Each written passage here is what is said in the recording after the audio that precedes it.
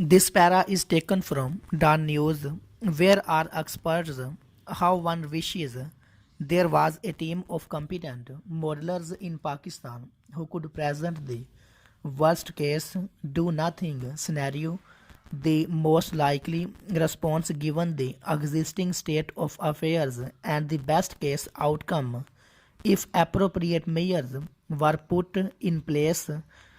I say this after the model run by London's Imperial College became decisive in drastically changing public policy in the UK. Unfortunately, it is not the case, one to which we are addicted, that a foreign model can be imported and run here to determine our choice of public policies.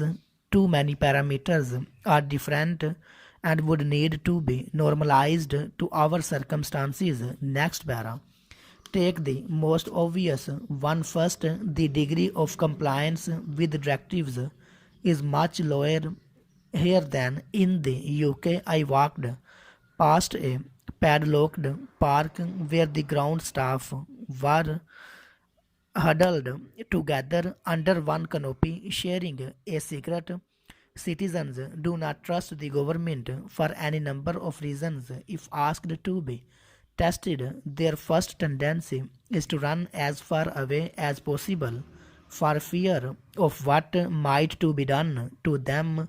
This trust deficit now runs so deep in our society that no one takes anything at face value, and to that the many who consider themselves answerable to an authority higher than that of the state and wish to pray together at any cost. Next para. The age pyramids of the two populations are entirely dissimilar, making a huge difference in expected mortality risks. Then there is the specificity of the labor force.